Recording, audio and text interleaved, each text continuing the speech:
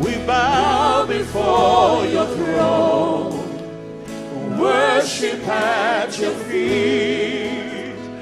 Bow before your throne, you're the glorious. Bow before your throne and bow before your throne. Oh, we worship you, Jesus. Worship at your feet. King of kings and the Lord of lords. Bow before your throne. You're the glorious God. Come on, Calvary Temple, lift your voice and worship your God. Hallelujah. Hallelujah. Hallelujah. We worship you. We bless your name. Hallelujah.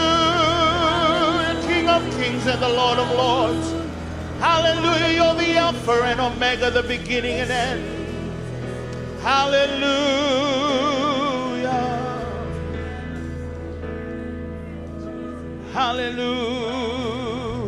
Hallelujah. Oh, we worship you, we worship you, we worship you. Oh, we worship you, the King of kings and the Lord of lords. There is no one like you. There is no one like you. There is no one like you. Hallelujah. Hallelujah. Hallelujah. Hallelujah.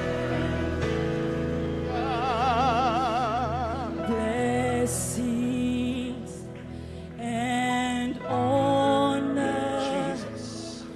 and glory and power be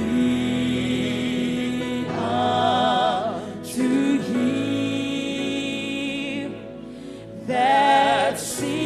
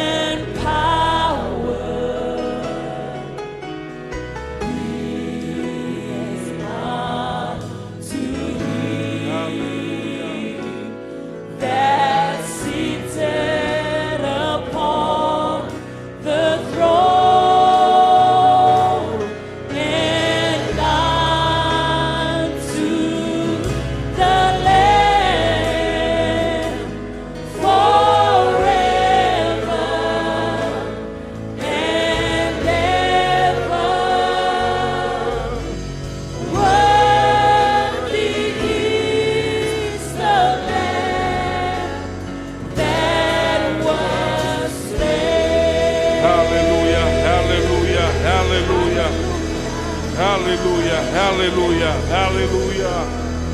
Hallelujah, hallelujah, hallelujah. Hallelujah, Lord. Hallelujah. Hallelujah. Our Heavenly Father. Hallelujah. Your word reveals to us that we have to lift up our hands so that the King of glory shall come in. And your word reveals and asks this question is, who is the King of glory? You are the King of glory. The Lord of hosts is the King of glory. And this morning as we gather as one in this place, we simply come and worship you. For you are the King of all kings, the Lord of all lords. We come to worship you. We come to lift up your name. We come to praise you this morning. You have been a good God, a loving God, God full of grace, full of mercy. And this morning we are able to be here in your presence because of your Son Jesus Christ. And through the working of your Holy Spirit in our lives this morning. And this morning we gathered here and we praise your holy righteous name. Hallelujah, for you have been so good to us today. Thank you for watching over our families, and thank you for your blessings upon our lives. And this morning as we lift up our heads to worship you, we pray that you will continue to minister to us. We pray, oh God, that you will continue to reveal yourself to us this morning. We pray as we hear your word this morning. We pray, O God, Spirit of the living God, that you will help us to shape and to mold us in such a way that we will reflect your purpose, reflect your glory, and will reflect you, O God, in the marketplace of life. Thank you for this morning, and thank you for all that you're doing. We thank you for those who have been elected into a position of leadership within the assemblies of God, those who are serving here in church. And we are so grateful, dear God, for the trust that is bestowed upon them. We are so thankful, dear God, that you have put your trust in them. And we pray, oh God, as they journey through life and as they journey in this leadership role that you've given to them, they will go with what you have planned and you will birth it in their heart. Give them wisdom, understanding to carry out the duties that is set for them. Thank you, O God, for watching over the assemblies of God of Fiji. And those who are returning back home, and we pray, dear God, that safe traveling mercies be theirs today. Vinakabogalevo ng pula vinako ni sa sulit ko bike mami. Nalinibu palongo. Kima misaba ka roko tiki buniti ko kina. Kima milaviti ke buniti ko kina na singende indai. Ni senga tali ni dua na kalo e tau vata ke kemuni. O kemuni na kalo ni sa Sinai vuam bale. Ena vinaka. E kaya na namuni wasa sa alo vinaka ko chaba. Kasa yuboga ruru ena singa ni rarawa. E rauti kema mi boga vinaka na namuni wasa. Kima mi sa anduritu ena rarama ni namuni wasa. Kima mi vaka, kima mi kalawa, kima mi voka tutusa na rarama ni namoni vosa. Ka kima mi voka tusa ya mutakinga na kau ni voka ungeti kima mi kina. Ka kima mi kai kina mi kimo ni santina sandondono mela veti tiko nga koi kimo ni sandondo moni rokovi moni vosa vena kataki ende indai. Kima mi voka vini kataki kimo ni na vosa tale voka ndovi kima mi ende indai. Kima mina rongo na namuni vosa na ya butiki kina ne mami boga mumbo ne mami boga mbauta na ne mami boga tutusa kima mina kalawani na boga mbauta mbole ato nisa diko batiki kimami and singing day vinaka boga lebo no soli. Thank you for the offering that will be received this morning. We pray that you will bless the hand that gives for the extension of your kingdom. We give you praise, we give you honor, we give you glory in Jesus' mighty name we pray. Amen and amen and amen. You will be seated in God's house this morning.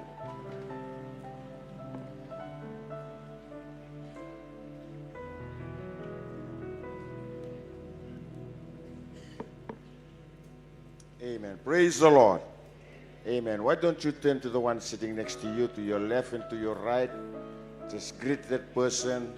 While greeting this person, also smile. Praise the Lord. Hallelujah. Hey, God has been so good. Amen. On behalf of our senior pastor and his dear wife, I take this time to welcome each and every one of you who are present in God's house this morning. Welcome you in the wonderful name of our Lord Jesus Christ. Praise the Lord. You all look beautiful this morning. Amen. Why don't you just give a clap offering to the Lord for his goodness, for his mercy. Praise the Lord. We welcome you all in the wonderful name of our Lord.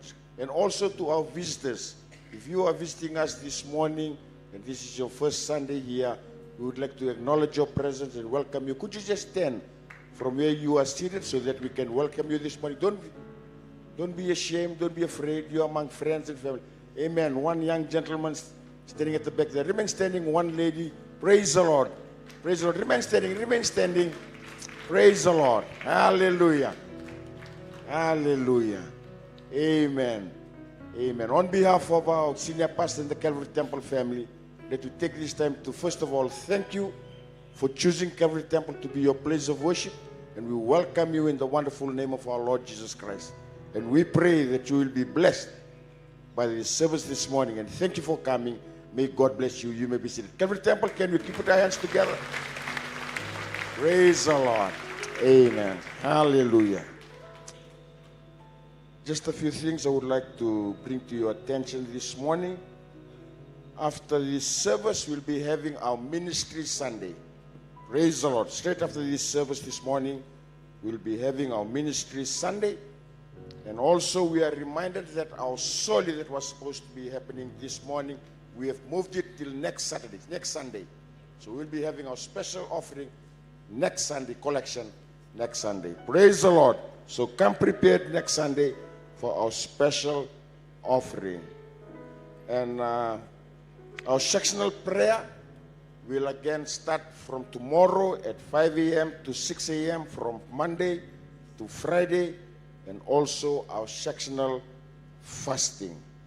So remind yourselves that we will start our prayer session again tomorrow at 5 to 6 a.m.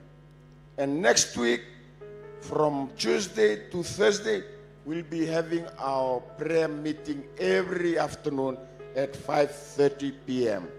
Praise the Lord. So next week, from Tuesday to Thursday, our prayer meeting in church from 5:30 p.m.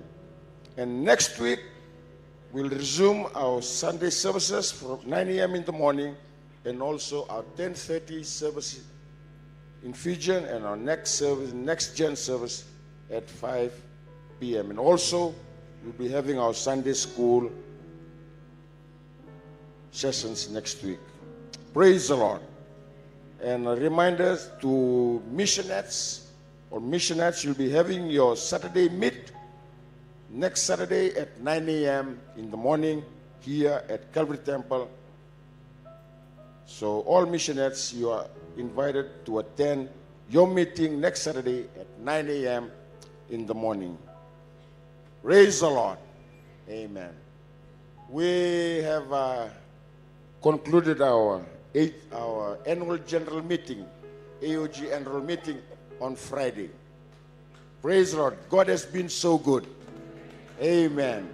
And I'd like to announce this morning that our senior pastor of this church has been re-elected again to serve for the general superintendent for another 4 years. Praise the Lord. Amen. Can we just give a clap offering to the Lord for his goodness? Amen. So he's been re-elected again. Continue to pray for him and Randini, and also Reverend Alipata Takau, Mission Director. Praise the Lord, Foreign Mission Director. He's been re-elected again to serve. Praise the Lord. Continue to uplift their life to the Lord. Continue to pray for them, for God to lead and guide them in their tasks that they are assigned to do for the Assemblies of God of Fiji. And also we would like to take this time to congratulate our associate pastors here in church.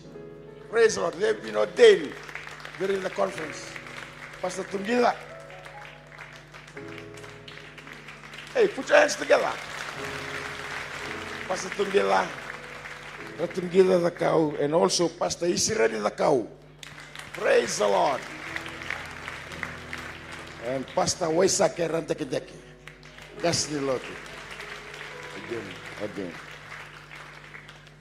And another special ordination that was done. He was a pastor, but now he's a reverend. Reverend Jesse Rayawa. Praise the Lord. Amen. Hey, God has been so good. God has been so good. He's been so good to us in the movement. And we know that God, we are going in the right direction. Praise the Lord. We gave a collection on Friday. We had a collection on Friday. And the Holy Assemblies of God gave, I think, $2 million. That was the biggest collection. And we are so thankful for that. Praise the Lord. Probably Taltalangasi, when he comes back, and he will clarify the total amount that we have collected. But we are so thankful. Thank you for your giving, Calvary Temple. Thank you for your giving.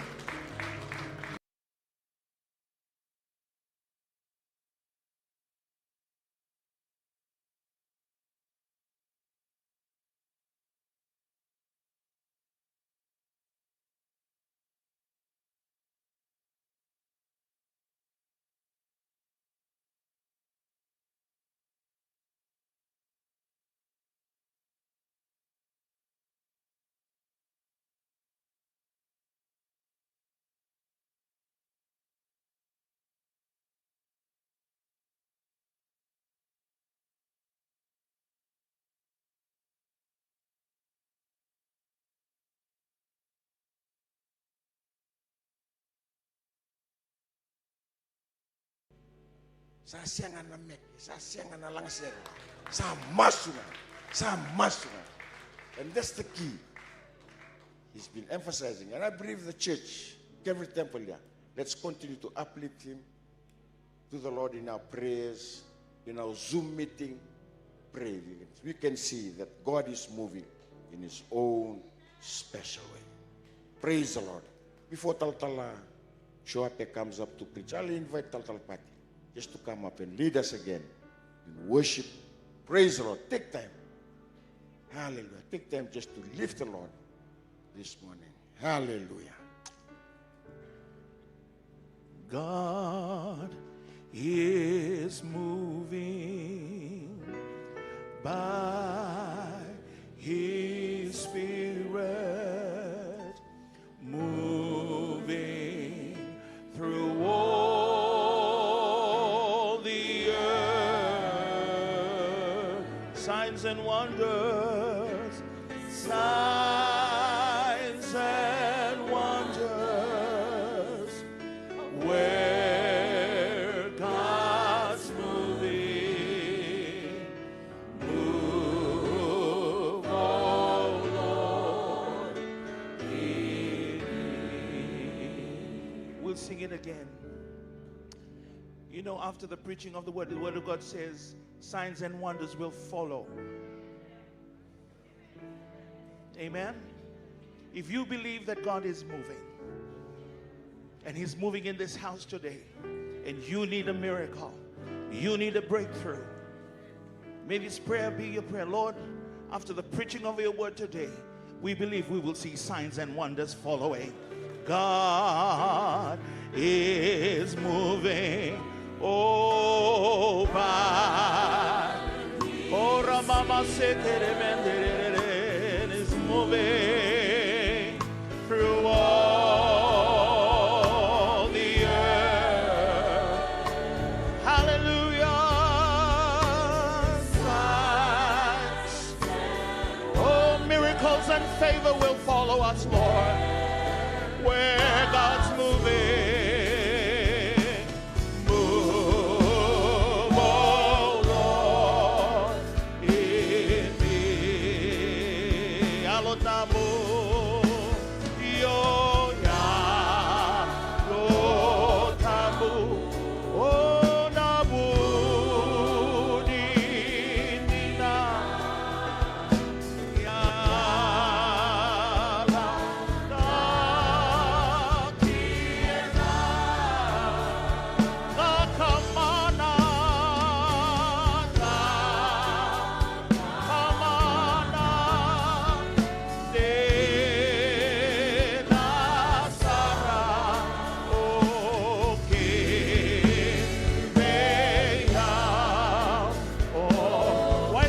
your hands and let's just worship. Oh, God is moving. God. Oh, He's moving. God.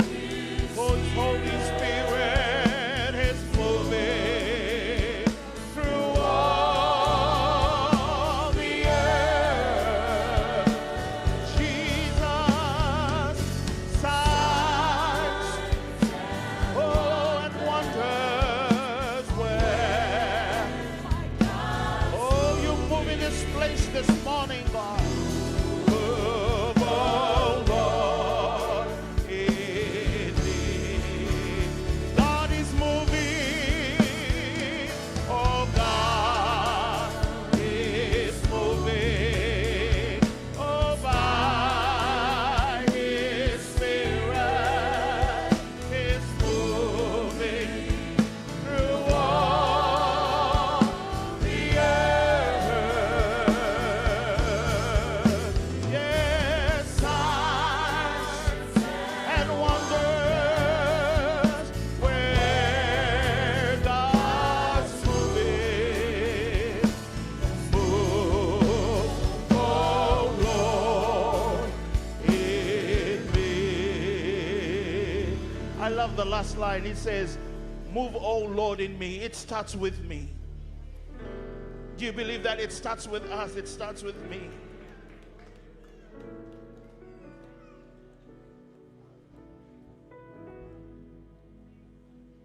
Yes, we pray for the Assemblies of God of Fiji. We pray for revival in Fiji, but it begins with me. It begins with you. Just stretch your hand to the person sitting next to you, and for the next few minutes, just pray for that person. Hallelujah. Come on. Let's just pray. Say, God, begin your work in us. Hallelujah. Begin your work in us. Thank you, Father. Thank you, Lord. Yes, truly, Lord, we need you to begin your work in us. Individually, oh God. Us as a family, oh Father. Us as a church, oh God. I pray, oh Lord, you begin your work in our lives, oh Father. Because your word says, oh Lord, if you need to work, that the people in your house, we need to humble ourselves. Repent and turn away from our sinful ways. Then you will hear our prayers. You will heal our land, oh God. So, Father, we pray as a church, you begin with us this morning. Conference has ended, oh God, but Father, in Calvary Temple this morning, Lord, we need a fresh anointing. We need fresh power. We need a fresh wind from you, oh God. Yes, there are people here with needs, oh Father, and you know that very well. Financial needs, people that are sick in body, oh God. But like we said, oh God, miracles will follow. We won't look for the miracles. Miracles will follow, Lord. When we hear your word and believe your word and trust in you, breakthrough will happen, oh Father. Miracles will happen. Situations will change around and turn around. Your word says, for good to those that love the Lord and who are called according to his purpose. We believe we are those people, oh God, in your house this morning. And Father, we pray that you will anoint our ears, that we will hear what the Spirit wants us to hear today. Anoint your servant, Lord, as he stands this morning to bring forth your word, oh God. I pray, oh Lord, that your anointing that breaks all yoke will be manifested in this place. And at the end of this all, oh Lord, we will return all the glory and all the honor to be yours and yours alone, oh God. And in Jesus' name we pray, and everybody shout a big amen. Why don't you put your hands together and let's welcome our speaker today, Joape, Kuinikoro.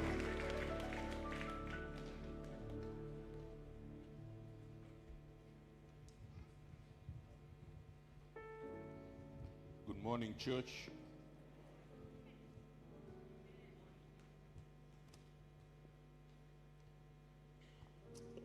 We thank the praise and worship team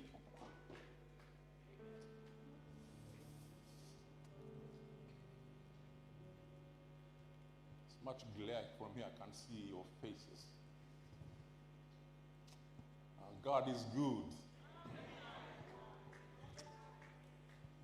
If you have your Bible, you might like to turn to Genesis chapter 8. Has been alluded to by Joape. There was much talk about prayer at the meeting that we had down Lotoka. So today, my theme today is build your altar. Build your altar. There are just a couple of verses from chapter 8 of Genesis that I will read this morning. Verses 20 and 21. Then Noah built an altar to the Lord and took of every clean animal and every clean bird and offered burnt offering on the altar. And the Lord smelt a soothing aroma. Then the Lord said in his heart, I will never again curse the ground of man's sake, although the imagination of man's heart is evil from his youth, nor will I again destroy every living thing as I have done. As I said, my theme this morning is build an altar. The verses that I just read, we witnessed a profound moment when Noah built an altar to the Lord. This is the first recorded altar in scriptures after the flood, a sacred place where Noah offered burnt offerings in gratitude and reverence. And God responds not just with acceptance, but with a covenant promise. Never again will he curse the grounds because of men. The altar wasn't built out of obligation. It wasn't mandated to Noah. It was born from a heart of a man who had just witnessed both judgment and mercy. Throughout the Old Testament, altars were central to worship, sacrifice, and divine encounter. Abraham built altars. Moses received instructions to build altar. Elijah built an altar on Mount Carmel. These were physical structures, stone and earth, where heaven met humanity. But in the New Testament, the altar takes a deeper spiritual meaning. No longer confined to the temple on a mountaintop, the altar becomes the heart of the believer. Through Christ, the ultimate sacrifice was made once and for all. Hebrews 13:10 says, we have an altar from which those who serve the tabernacle have no right to eat. This altar is not built with hands. It is accessed through faith, through surrender, and through worship.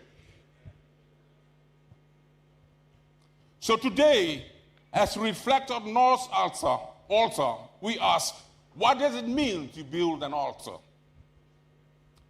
From our reading, I've jotted some thoughts, and I will elaborate on this during this sermon.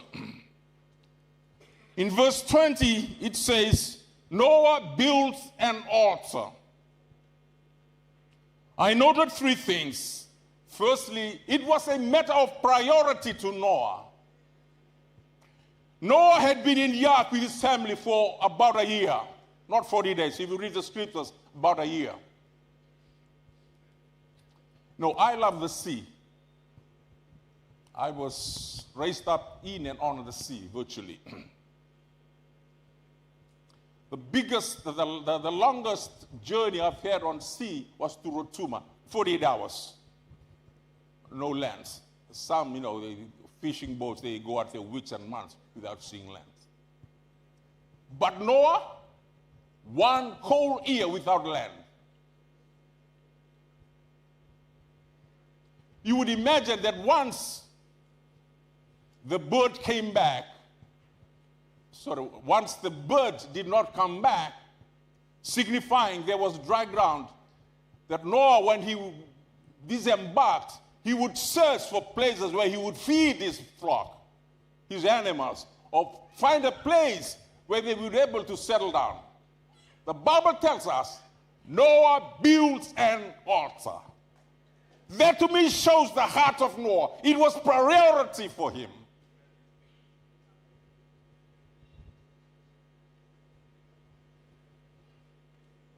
The animals can wait. His family can wait. He had to settle some sports and build some structures. They've been curious to survey the land. But what did Noah do? He built an altar.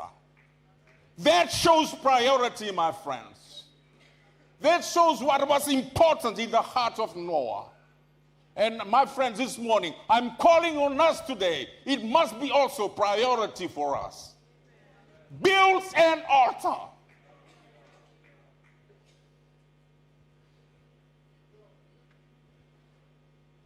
Nothing, my friends, can be more important than an individual spending time with God. You know, God gave priority to the safety of Noah. No problems there. God renews his love to us every morning. No problems there. He wants your testimony to be a great one every day. No problems there. He wants you to be the best every day. But what he wants the most is time with you. Hallelujah. Hallelujah. The family can wait, my friends. The church can wait. Do not make God wait. In fact, the Bible says that we should wait on God.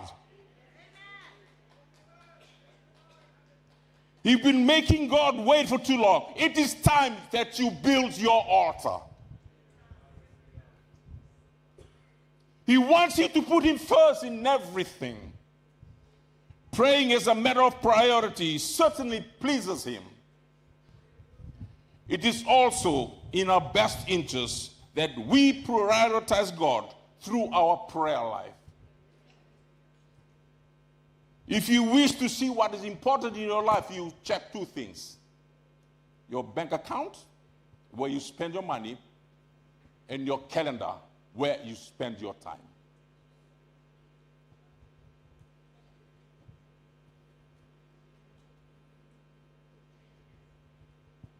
I pray this morning that Calvary Temple will prioritize God in our life. As I said, the family can wait, the church can wait, everything else can wait. Do not make God wait.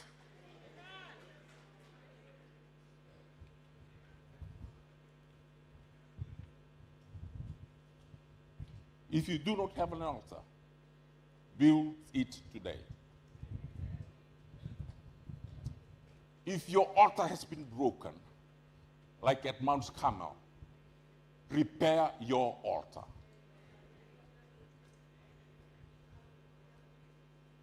So building an altar, my friends, is priority. If you do not have a set prayer time, go home, take your phone, and put an alarm so that it wakes you up at a certain time in the morning. It is just too important for us, my friends, to have a casual time with God. Make it a priority to have time with God.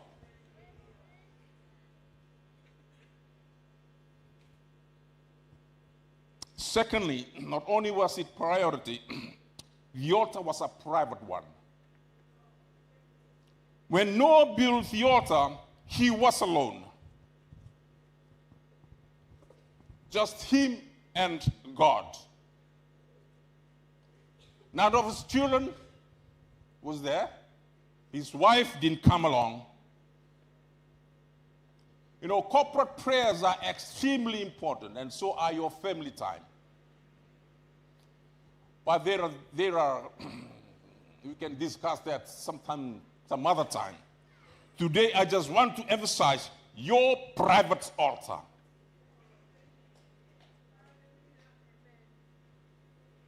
In any case, my friends, private altars can never ever be replaced by family altar or by corporate altar. It cannot. You must emphasize that you have your own private altar. Just you and God.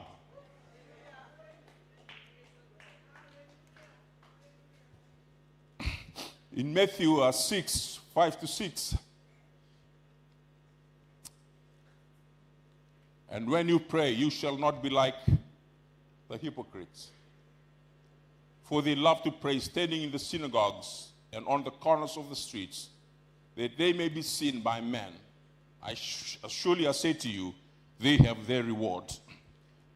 But you, when you pray, go into the room, and when you have shut the door, pray to your Father who is in the secret place, and your Father who sees in the secret will reward you openly. Jesus says, you go, you close the door. It means a private time when you are alone with God.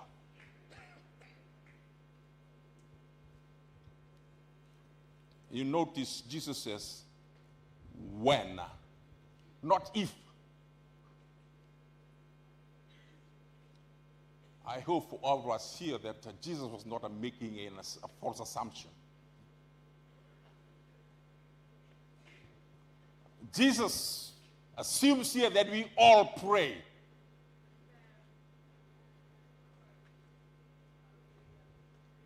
Hallelujah.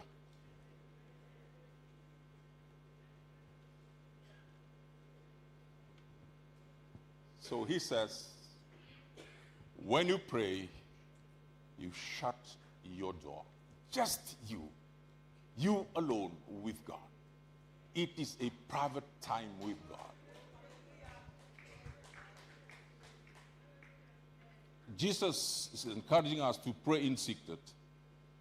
That is the time when you are in your private world where you can commune with God privately. Shutting the door just means you to be alone in an isolated place so you can pray in secret.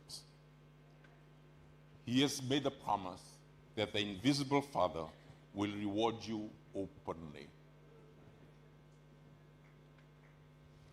You know, Jesus is emphasizing your private altar where you can commune with God privately. A few weeks ago, we were discussing in our Sunday school the 3 virtual worlds that we live in. Our public world, that is where we interact with the public. You dress appropriately. You speak appropriate words. And then your personal world, where you interact with your friends, those that are close to you. Then you have your private world. And that can be only accessed by people you invite into your private world, into that world. When Jesus tells us, go and shut the door, you are in your private world. In your private world, that is where we are vulnerable. That is where we shed tears. That is where we feel the hurts. We feel the pain. We feel the guilt. We are all alone. We are vulnerable.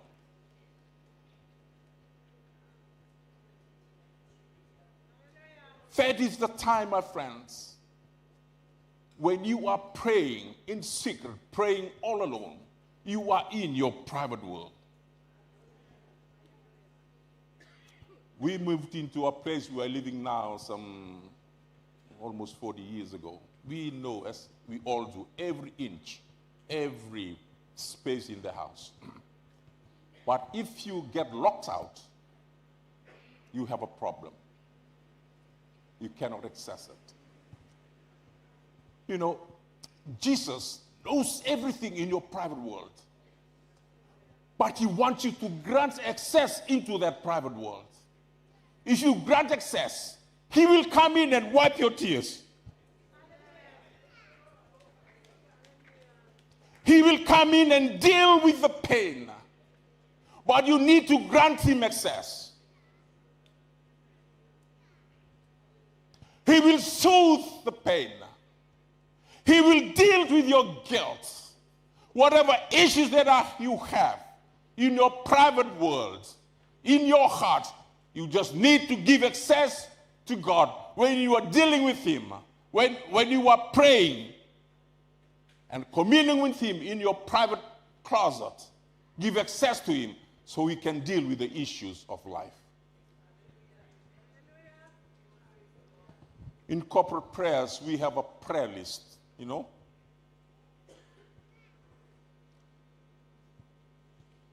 In your private world, there are no prayer lists. Just the pains, just the needs, very private to you. God, if you grant him access, he will come in into your private world and deal with the issues that you are dealing with.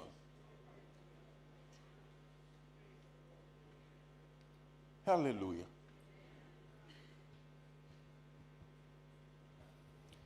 He will deal with the pain. He will wipe the tears. He will answer your questions. He will fill those vacuums. He will deal with the sins you're struggling with.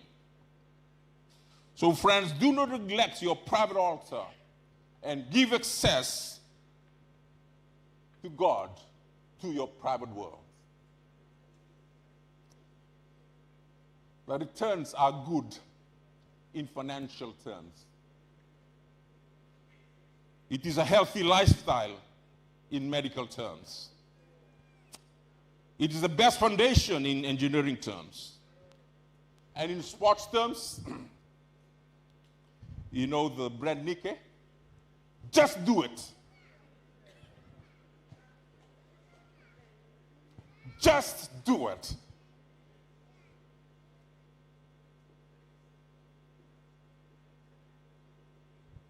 Hallelujah. I'm not getting any smile this morning.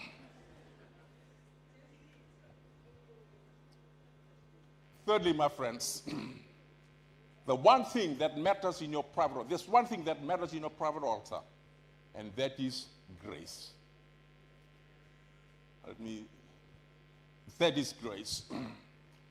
My friends, when you're in your private world, where you are most vulnerable, where your achievements do not matter, where your titles do not matter, where the things that you can be accredited for do not matter. You are stripped of all these things. The only thing that matters is the grace of God.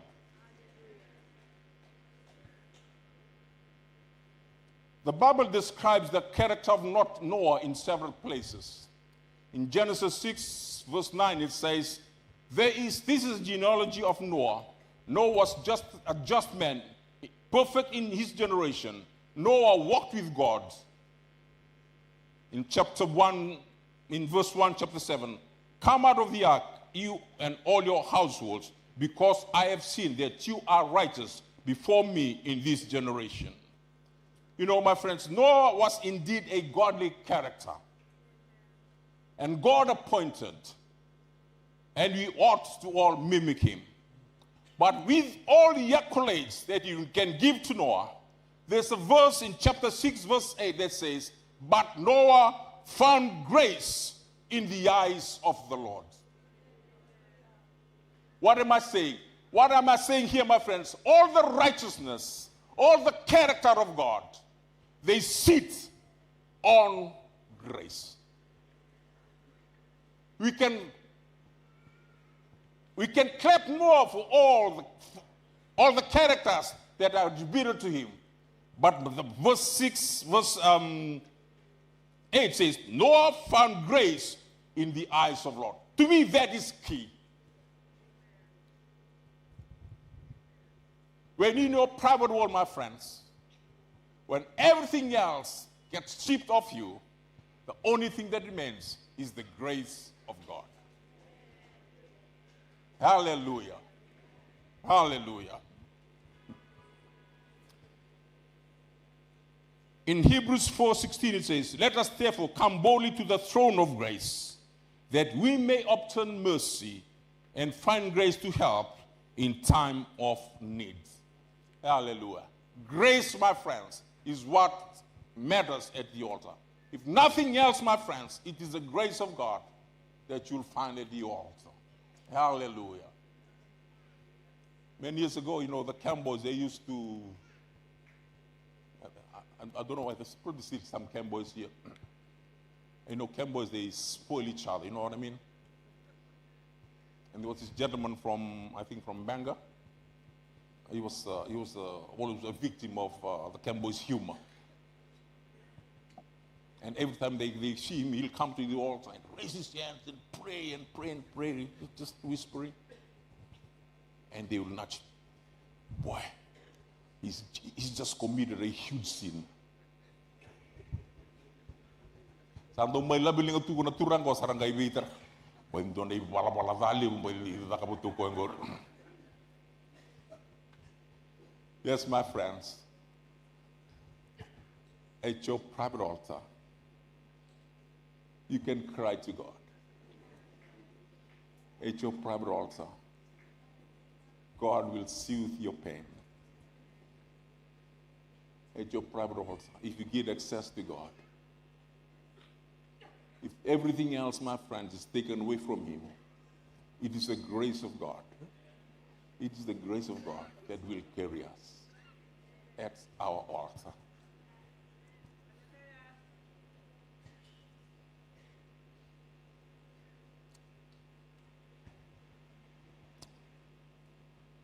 Verse 20, the second point, verse 20.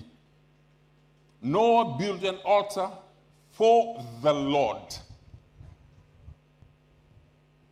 The altar was for God.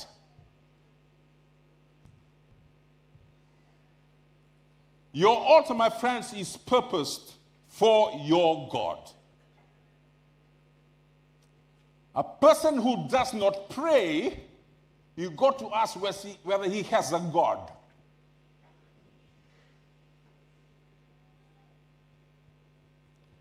Muslims pray. You hear them. Hindus pray. The only people who do not pray are atheists. You know what atheists are? They do not believe in any form of God.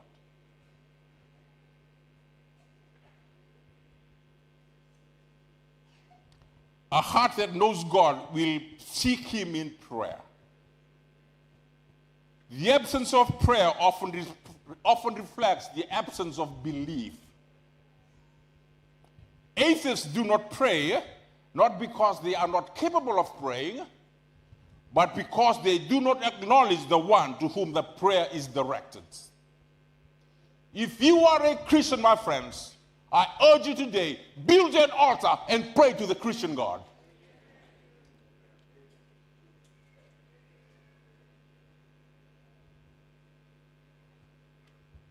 Just turn to your neighbor and ask him, are you an atheist?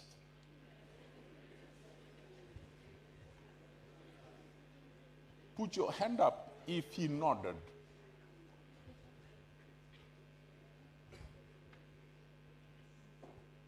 Then to him again, if you are not an atheist, then build your altar and pray to your God. Come on, tell him. If you're not an atheist, build your altar and pray to God.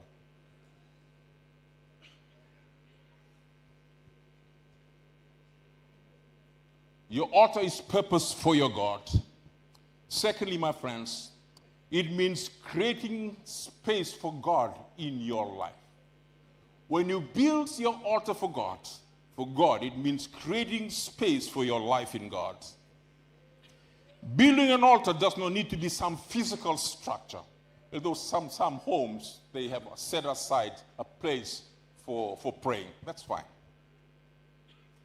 But it is about intentionally setting aside time, attention, and priority for your God. Whether it's a quiet corner for prayer, a journal of devotion, a daily walk, when you talk to him, your altar is where you meet him. You just not to do it regularly and at an appointed time, preferably. I would recommend. It's not about location, it is about intention.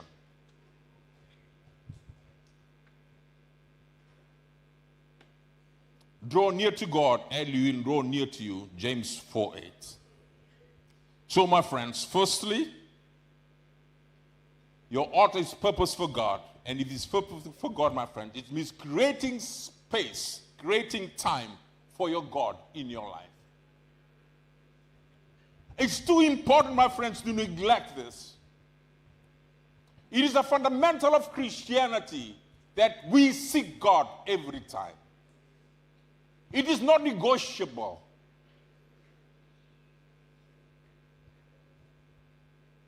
Thirdly, my friends, the altar is a place where you commune with God and access his grace. I reiterate Hebrews 4:16. Let us therefore come boldly to the throne of grace, that we may obtain mercy and find grace to help in times of need. Hallelujah. Jeremiah 3:3. Come to me and I will answer you and tell you great and unsearchable things you do not know. Isaiah 5:58-9. When you pray, I will answer you, and when you call me, I will respond. These are promises of God. You know, when man promises, we do not always deliver, because there are things in our lives that we do not control. But because the God that we serve is in total control, whatever he promises, he will always deliver. If he promises that he prays and he will answer, he will do exactly that. My friends, these verses cannot be any clearer. Yes, there are conditions of every promise, but God has provided for you and for me. Pray to me and I will answer you. This is the God who created the entire universe. You know, if we were to represent the entire universe on this blue screen, you would not even be able to see the world that we live in. Such a tiny speck. That's the magnitude of the capability of the God that we have, the powers of this God. When he makes a promise, he will always deliver. He's a God that transcends time, that transcends space. Nothing is impossible with him. He is infinite. He is infallible. He cannot make any mistake. That's the God that is making the promise to us this morning. When you pray, I will answer. That is the God's promise to us this morning. What's the problem, my friends? Pray. Let's just pray. Let's just do it.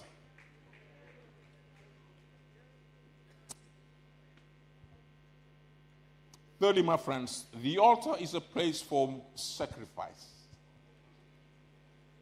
Continuing on verse 20, Noah took every clean animal of every clean bird and offered burnt offerings on the altar. In chapter 7 verse 2, it says, You shall take with you 7 each of every clean animal, a male and his female, two each of animals that are unclean, a male and his female, and a male and female. So God had instructed Noah to take clean and unclean animals onto the boat. When Noah made a sacrifice, obviously he would have selected the clean animals. That's a no-brainer.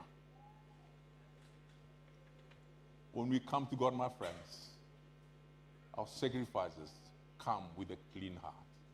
That's the kind of sacrifice that God wants.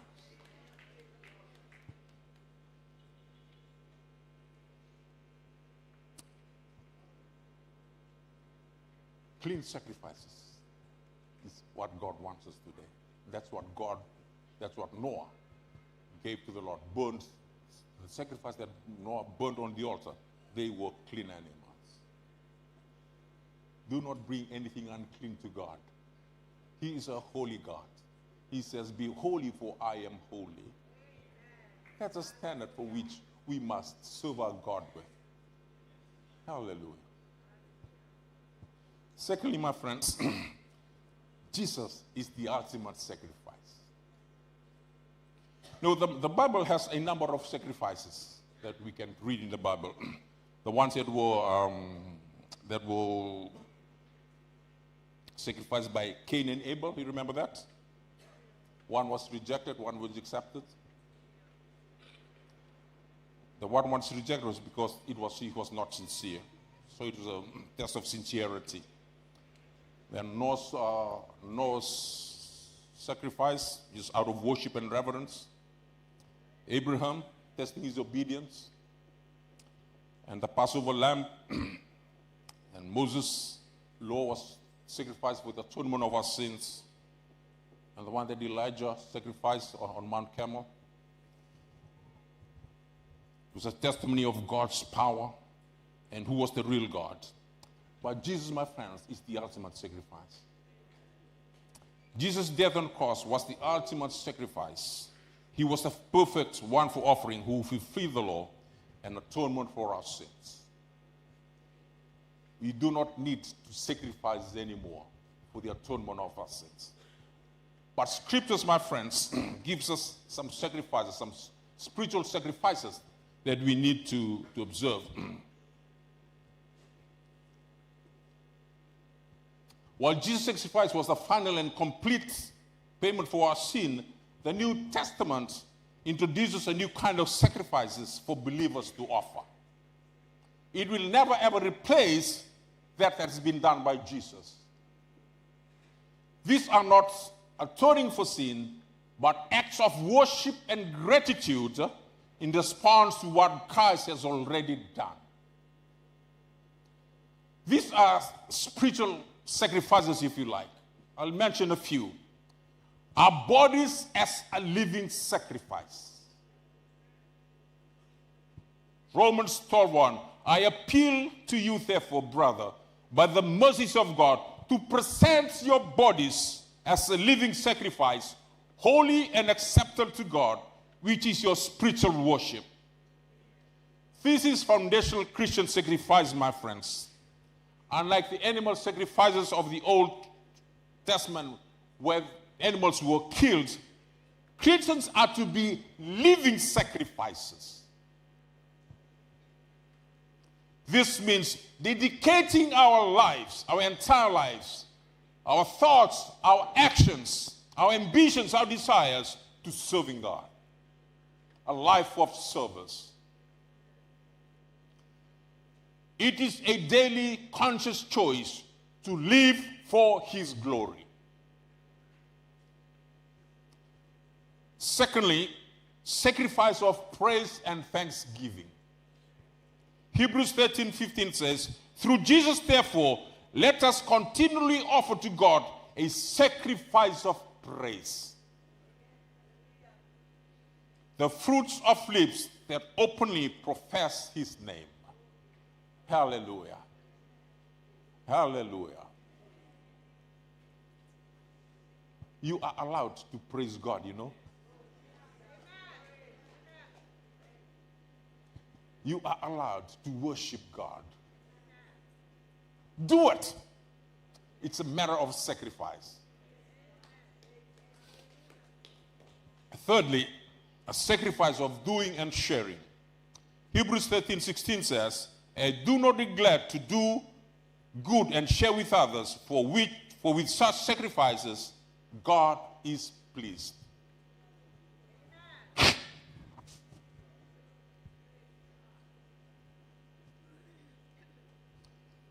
The verse highlights that our sacrifices are not just about our personal devotion to God, but it's also about our relationship with others. Our service to God and our service to others. These are sacrifices that the New Testament wants us to observe. Acts of kindness, generosity, and sharing our resources with those in need are considered sacrifices that honor God. Now, if you're down the West, Bishop Simmons said one thing.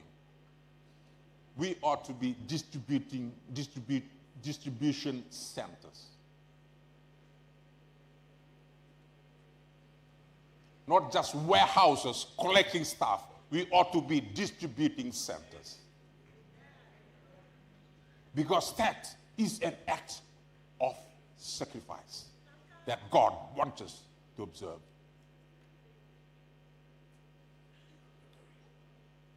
Fourthly, a sacrifice of broken and contrite heart. Psalms 51:7, the sacrifices of God are a broken spirit, a broken and contrite heart. Oh God, you will not despise. Praise the Lord. Humility, my friends, is everything in the kingdom of God.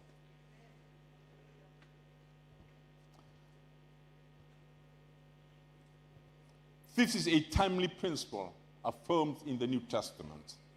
When we come to God with humility and a heart that is truly sorry for sin, the attitude of repentance is a sacrifice that God highly values. It shows that we are not relying on our own righteousness, but on His grace. Humility, my friends.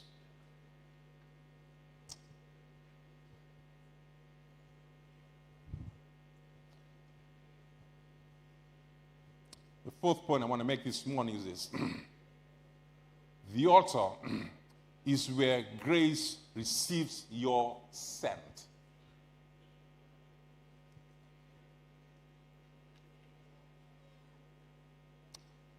In verse 21, and the Lord smelled a soothing aroma.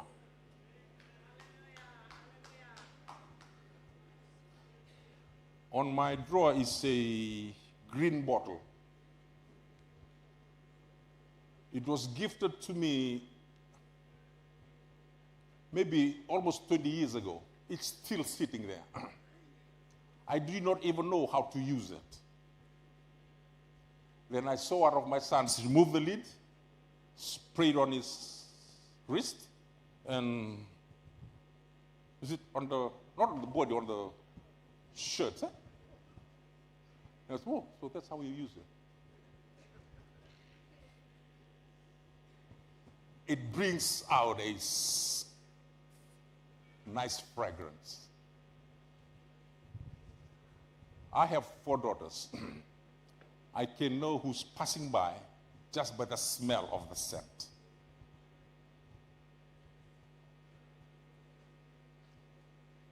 The test of the sacrifices is whether it is acceptable to God. Sweet aroma signifies acceptance of the sacrifice. Let me just say, God does not actually inhale the smoke. When we come to God with a genuine heart, as Noah did, not forced but voluntarily, and you promise Him in your life and open access to your private world, and you offer spiritual exercises we have listed, you and I will produce a sweet scent to the Lord.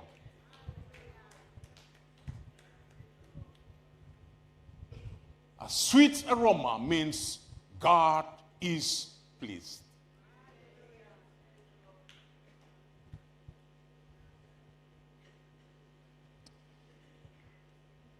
Intentional sacrifices, my friends, please God. You have to be intentional about it. Noah didn't just stumble to worship. He builds an altar. Our worship and our service to God need to be intentional, not accidental. and merely going with the flow. We need to be intentional, my friends. The altar is a place of deliberate devotion where we bring our best to God. What we do for God is excuse me. What we do for God is a reflection of our worth, of how we value God. The word worship means to give worth to God. How much worth you give to God is reflected on how you sacrifice to God.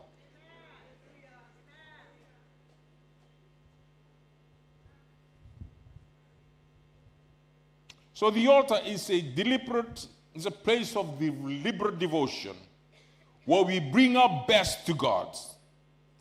What we do for God is a reflection of how much worth we give him. I have a friend who now lives in New Zealand. A good friend of mine. He gave his heart to the Lord when he was 5 years. How many of us gave their heart to the Lord when they were 4? He said, I gave my heart to the Lord when I was 5, and I've never turned back. His father was a first generation in First Church. And he told me the story. My father, whenever he goes to the church, he will put on his nicest clothes. And I asked, and he said, and was telling me, when I asked him one day, Dad, why can't you just wear casual to church? And this is what Dad told me. If the king was to arrive today and you were invited to go and meet the king, you wouldn't be wearing that sports shirt, that bullet shirt you're wearing to church. He says, I'm going to church because I'm meeting my God and I'm putting on my best clothes. Now, that was a perspective from this gentleman. It's reflective of his heart. His service for God was also reflected in the clothes that he put when he went to church. You don't need to follow that. I'm just telling a story.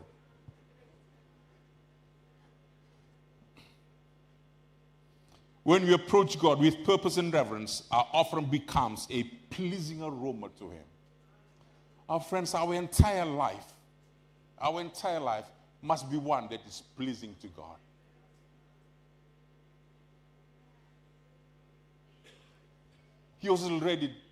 Jesus already died for us on the cross. No problems there. But from then on, we must struggle. We must purpose, be intentional, that we please God.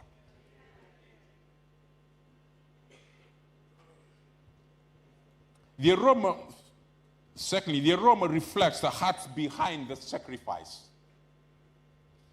God doesn't just smell smoke. He perceives the spirit of the worshiper.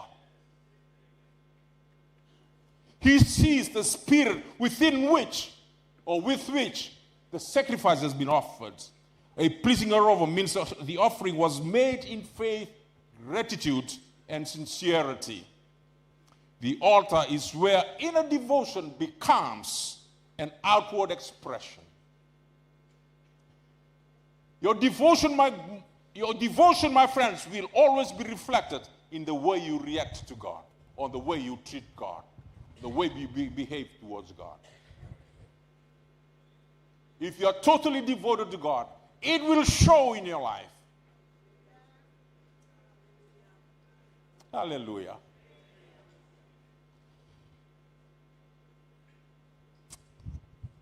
Thirdly, my friends, the aroma moves the hand of God. In Genesis 8:21,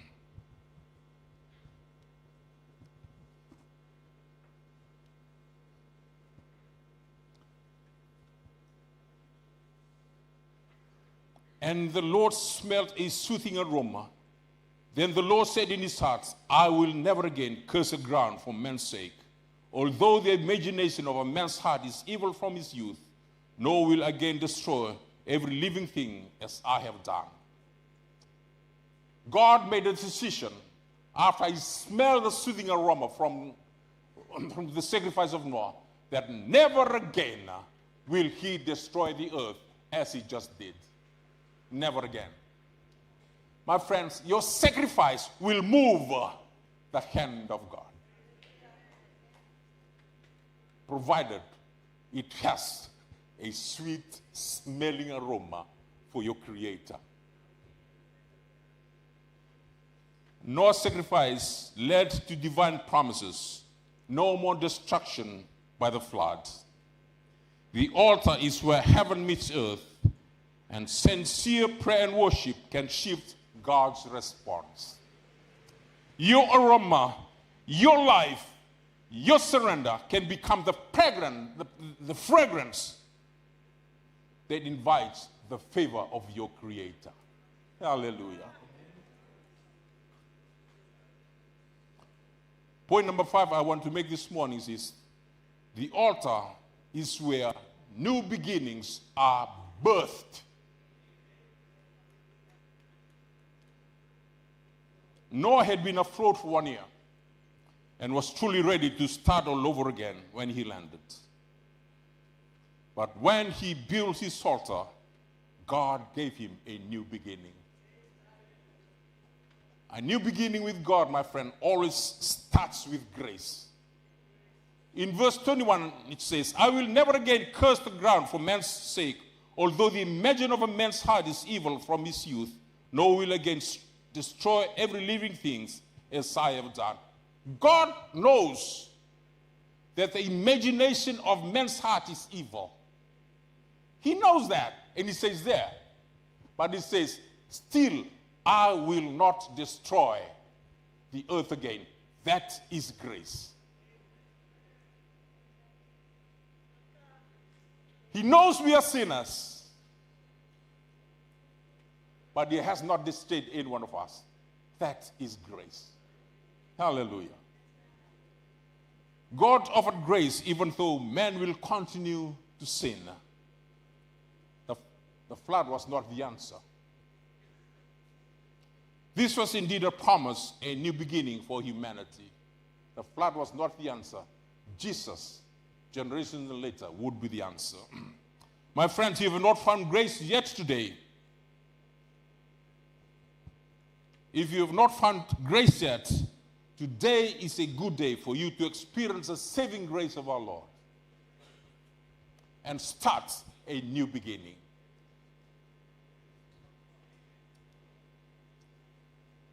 A new beginning starts with grace. Secondly, a new cycle of seasons. In verse 22, while the earth remains, seed time and harvest, cold and heat, winter and summer, and day and night shall not cease. New cycles, new seasons can be birthed at the altar for you, my friends. What God was saying is, from now on, we will have summer, we will have winter, we will have autumn, what's the other one? Spring. This was grace of God. He wanted man to know the seasons so he can plan his life accordingly. Hallelujah. Just imagine if tomorrow we woke up, the snow. There's snow here. If you wanted snow, you'd probably go to Kandav. Not a small Kandav, a big Kandav. But God, in his grace, said there will be seasons. So that in his faithfulness, you want you and I to be able to plan our life according to the seasons. And my friends, today, there can be a new season for you if you birth it at the altar. New cycles, new seasons can be birthed at the altar. New cycles are orderly, and new cycles that are orderly, and new seasons that are refreshing. Tired of the old system? Tired of the old cycles? Try the altar. Tired of the old style of life? Try the altar. You tired of the life you're living? Try the altar. A new season can be rebirthed at the altar. Hallelujah.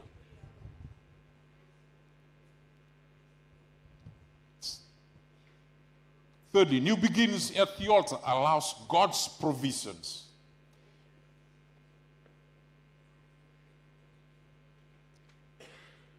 So God blessed Noah and his sons and said to them, this is chapter 9, be fruitful and multiply and fill the earth, and the fear of you and the dread of you shall be on every beast of the earth, on every bird of the air, and all that move on the earth, and all the fish of the sea. They are given to you in your hands. Every moving thing that lives shall be food for you. I've given the things, even as the green herbs. God supplied, said, all this will be for your food. Wow. New beginnings at the altar, my friends, will see you with God's provisions, as he did to Noah. That is, if you birth a new beginning at the altar. At the meeting in Saru, we heard how from nothing God intervened through prayers. I think Tatal Chasa shared a testimony of his working on a project for rehabilitating drug addicts. They had nothing. And what did they do? They prayed. Now they have a land they're going to build for the rehabilitation center. And I think Tatal has shared a story too of how from nothing, through the prayer of a woman, things change. My friends, at the altar, new beginnings are birthed. At the proper altar, when you birth new journeys, God will provide. Looking for career change, birth a change at the altar. Starting a new project, birth it at the altar. Starting a new life somewhere like Noah, birth it at the altar. Fighting a new battles, strategize at the altar. You know, there's a story in Samuel. You know how David, the Philistines came and attacked him, and David prayed, and God showed him, look, just go, and I will give them to you. And then the Philistines went back and regrouped, and they came back. Now, David could have used, he was a man of war. He could have used all his experiences. He could have used all his knowledge, or even the strategy that God had given him the last time. But the Bible tells us,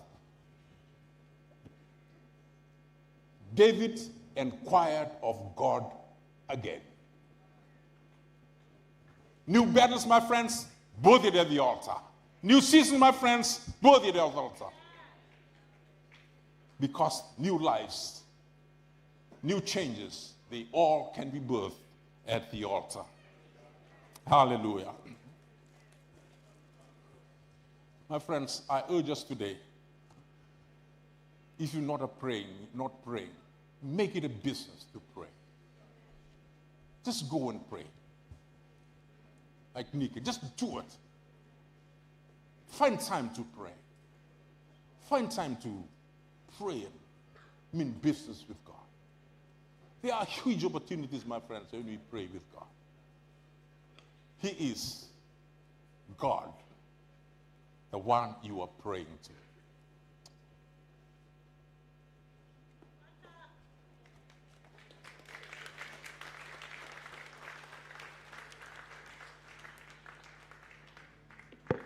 Bow your heads with me, Father, we thank you. Thank you for your word.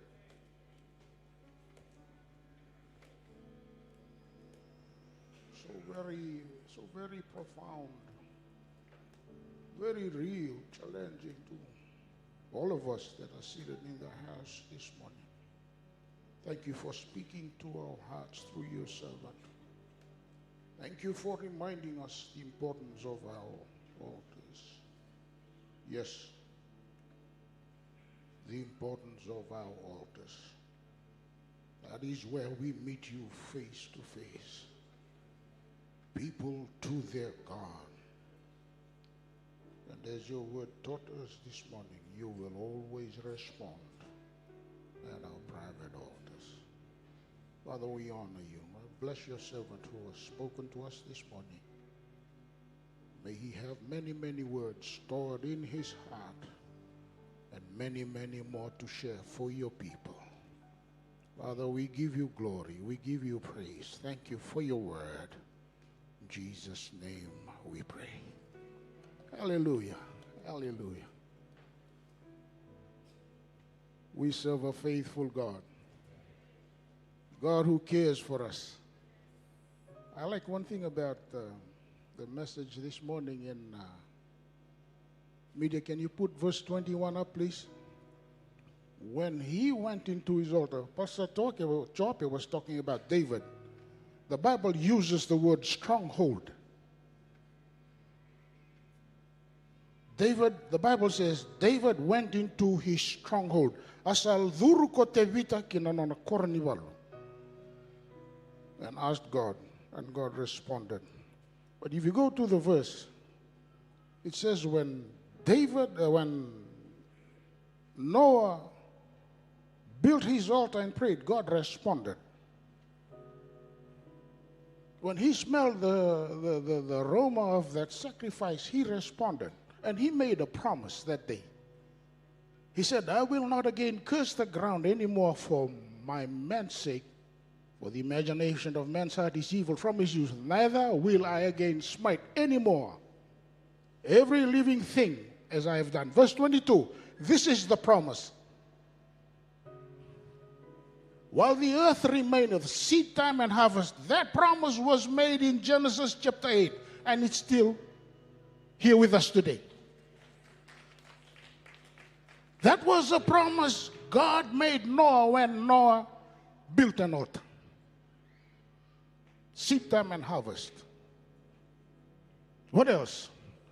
Cold and heat. Summer and winter.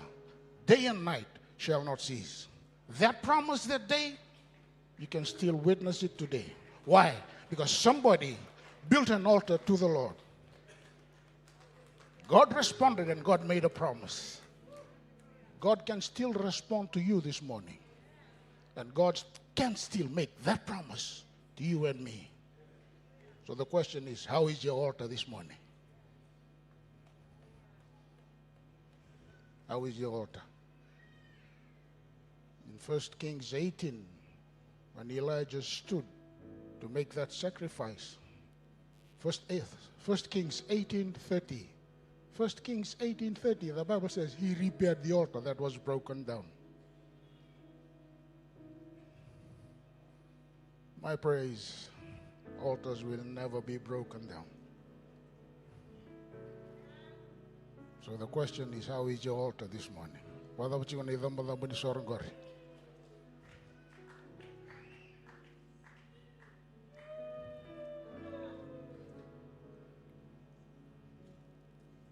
How is your altar?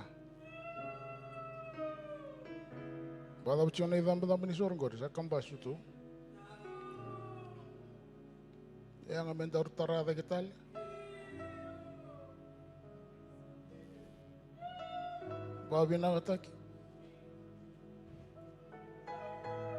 If that altar is broken down, it can be built this morning. That's why we have messages like this and services like this. Why? Because you're given the opportunity to repair that altar. I'm given the opportunity to repair my altar. I'll ask the worship team to sing a song for us this morning. I will not tell you to close your eyes now. But if you know that altar needs repairing, then the altars are open. Come. We'll pray together and we'll pray for you. Do not be afraid. Do not be ashamed. The altars are open. Come. And we'll pray together this morning. Going to worship. Matangani ko rin yung babi nakataka na midam-badam ni Sor. Dolo to midam-badam ni Sor. Lawa din may. Kakuni ba katutoli bali sa Bernatin kanto. Kakuni rere kakuni mandua. There's a lady. Come. I'm going to lift up my hands Hallelujah. to the King of Kings. Hallelujah. Come. Come. Hallelujah. Hallelujah.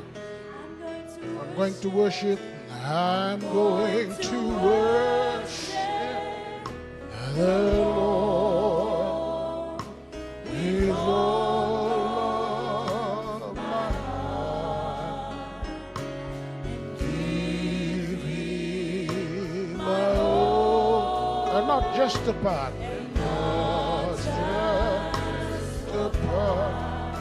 I'm going to lift up my hands to the King of Kings, praising in everything.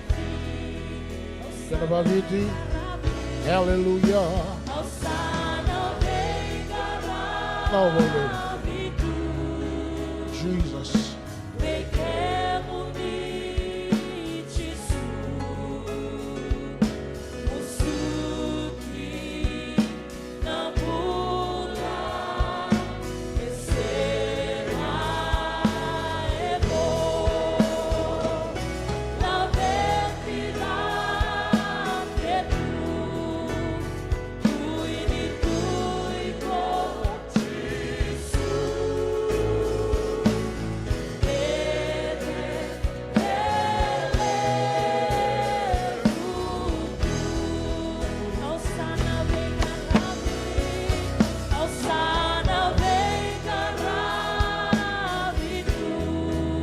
Hallelujah. Vem quero unir-te no suki não pula esse mar é bom na vetila que tu contigo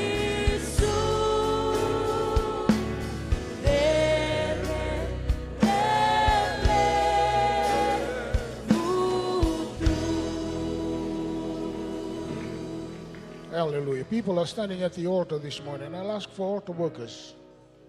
Altar workers, please come pray with these people that have come to the altars this morning. Kakuni doa tuwa ke tondua. Hai. Sarati kanda. Kakuni rere, kakuni mandua. Patani wana matangani vipa thambori wana kalo. Lai tosu go. Hallelujah. Lang talibando vikenda. Tuwa ke mai. Tuwa batano nondo mas. I'm going to worship the Lord with all of my heart and give Him my all and not just a part. I'm going to lift up my hands to the King of Kings, praising everything.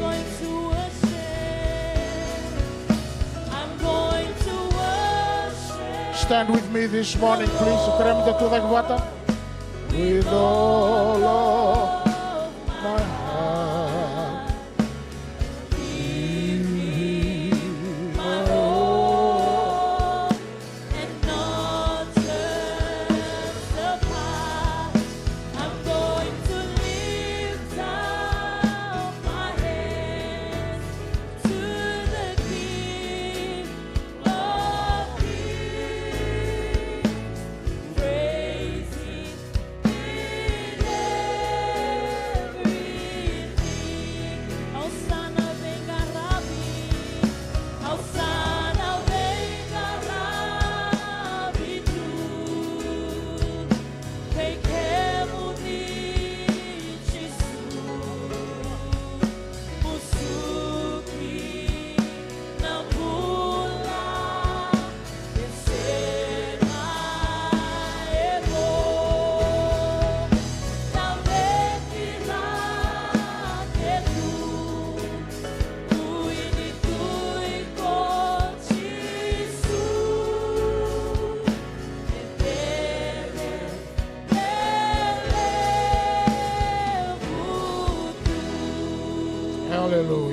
Hallelujah. Hallelujah.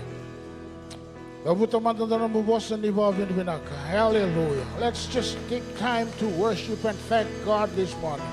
The Wutamai. Hallelujah. Hallelujah. Hallelujah. Hallelujah. Thank you. Thank you. Thank you. Thank you for the timely reminder this morning, dear God, the importance of our altars. We thank you for the preaching of your word, so very precise, so very clear, spoken into our hearts as the state of our altars. And your people have responded this morning by coming up to the altars. Father, you see the heart. You see what we go through. You see the difficulties that we face. But we are thankful that we have a God who sees, a God who knows, God who understands that if we draw nigh unto you, you will draw nigh unto us. And you are always available for us 24/7 because you are a God that has never failed. You have never changed in these ever-changing times. Oni reda na eloi ki mami, oni kile ki mami. Kilana ne mami dhuru yani na ne mami dhuru mai. Na ne mami tiko sombu ke na ne mami tuvake. Na ngauna ki mami yawa mai kena wei ke muni. Oni kila wabi naka na kalau. Sanga ni intona ka ke mami huni takarau e matamuni. Yani ke mami tuvake tu, nira tuvake tu na nomuni tamata. Ke mami rongoda na nomuni bosa. Ke na ndina e dhauraki mai na nomuni bosa. Ke mami ndikeva na eloi ki mami ka iyo, ke mami ngandrevi ke muni. Mami ngandre bikemuni analoma ni nema mimbola. Mami ngandre bikemuni analoma ni nema mi matu vale. Mami ngandre bikemuni nema mi dalaka. Ni bosoti ke mami. Ni sili savai ke mami no ni ndra savsava. Kasi ni vinagati ko na idamba ni sor ke mami sa kere mani va buke ke mami me ke mami va vinagata na mataka ni kuwa. If that altar is broken, and Father, we stand here this morning confessing, yes, we need a divine touch from you this morning so that we can rebuild our altars to what it was, to have that private communion with you, to speak personally to you in our private altars. And I pray, oh God, this morning that as your people are standing at the altars, hear every word, O God. Vosa mini ke de thavuti. Na vusolo ni alo, ni raida, ni rongoda, ni soma me vaka. Na nom ni asoma vei no na singaya. You promised no other day when you smelt the aroma that was sweet and sweet-smelling fragrance to you. You made a promise to Noah. And you made a prophecy, and we still witness that prophecy today. All because your servant built an altar to you. And I pray, dear God, this morning, and as your people, as we rebuild our altars, as we repair altars that have been broken down, you will hear the prayers of your people and accept, O God, their petitions. Thank you for your word. Thank you for your servant. Thank you for your people who have responded. As we return from here, we will return knowing that you have spoken to us, you have challenged us, and we will definitely do something about it. Thank you for your servant. Thank you for the choir. Thank you for the musicians. And thank you for the members. Return from the conference, and some of them are here this morning as they return, oh God, this week. Some will be going down to the islands. Some will be going overseas to their respective homes. And Father, I pray in the name of Jesus for traveling mercies. They will be covered with your precious blood. And as your people return this morning, we will go back knowing that you have spoken to us and we have responded accordingly. All glory, all honor, all praise be returned to you this morning because they are rightfully yours. Father, we bless you, we praise you, and we honor you. In Jesus' mighty name we pray. Amen, amen, amen. Thank you. Thank you. You may be seated this morning.